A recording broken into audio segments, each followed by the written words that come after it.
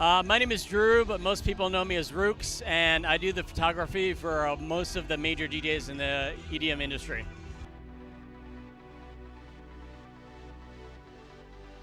In 2004, when I moved to California, I had a 9-to-5 job in the video game industry, and I decided, I'll just try DSLR and take pictures so I could have an excuse to go out to the bigger club scene and maybe meet some new people and take some pictures of hot girls and all that kind of stuff. So I'd hit up the management or the booking agents or the DJs, and I'd be like, hey, I've got a professional camera. Can I take pictures? And whatever looks good to you guys could use and all that kind of stuff. And back then it was like I had a Canon 20D, so like pretty much no one had a DSLR. Just kind of like perfect timing for me. Just like it worked out really, really well that I was able to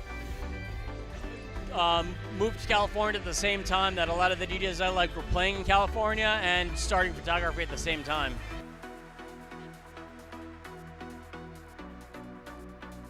It's getting pretty competitive. For me, luckily, I made myself a nice niche that I kind of stopped taking pictures of just random people and club goers because it was getting a bit of a hassle. And even if I took the best picture of them, they'd be like, oh, take it down. I don't want someone to see me at this club, or I look bad even though they really look good. And it just became like I realized the amount of time I wasted taking pictures of people, I could be using that time to hone in and get the really good, perfect money shot of the DJ for them. Probably the number one thing that gets me the trust with the DJs is that I never act like a groupie. I never act like a crazy fan. I just realize that everyone is just a human being, making people happy. So I like working with the DJs and making sure that what I take, the pictures that I take, they like, and just working with them and making sure they're happy and never getting in their way if they don't want me in the way, and just overall just making everyone happy, making sure everyone's taken care of, and making sure I'm happy too, of course, with the pictures that I take.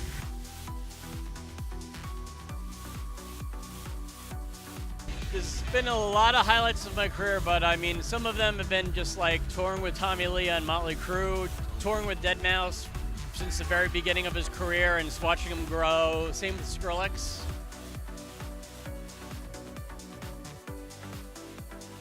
Basically, it came about by, I think, Together as One 2007 or around there. I took a picture of Christopher Lawrence at the LA Sports Arena with him with his hands in the air from behind. It was just one of those, I held my camera up just to try it out to see if I get him in the crowd, and it just came out, like the colors and composition just came out perfect. And it was one of those shots that was kind of stunning, and I was like, oh my God, I can't believe I took that. Then at the same time, other DJs started saying, hey, I want a picture just like that Christopher Lawrence one. I want people to see me in front of this huge crowd. So it kind of like grew out of that.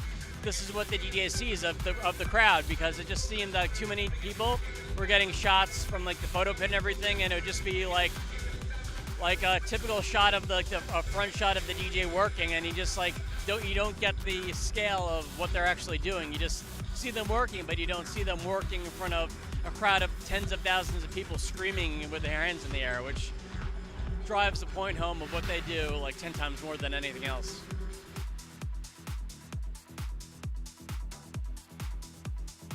Try to find your photography eye. It's good to look at other photographers and see what they do, but never like look at someone else and say, I want to do exactly what they're doing. Because if you try to like get too technical and start to say, what's your settings, what do you do, it's never going to work out in the end, because they have their own eye and they just look at pictures different ways. So you just got to take pictures the way that you like it, and as long as they make you happy, that's all that really matters. Try to avoid doing work for free. I mean, the industry is not really that high paying unless you're just going on tour, working with a lot of DJs and events.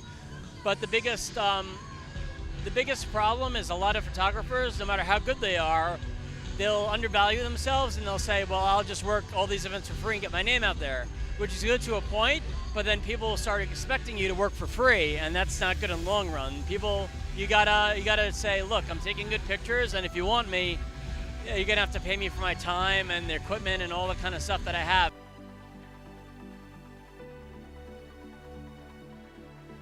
CF card. I mean, I have a 1DX now, and that's all it takes.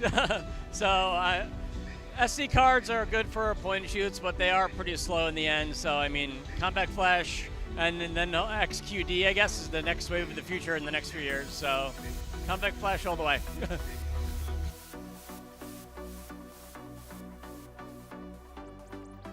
I guess if I was a flower, maybe I would be a rose. I'm just sitting there all innocent, but no one knows I've got some thorns.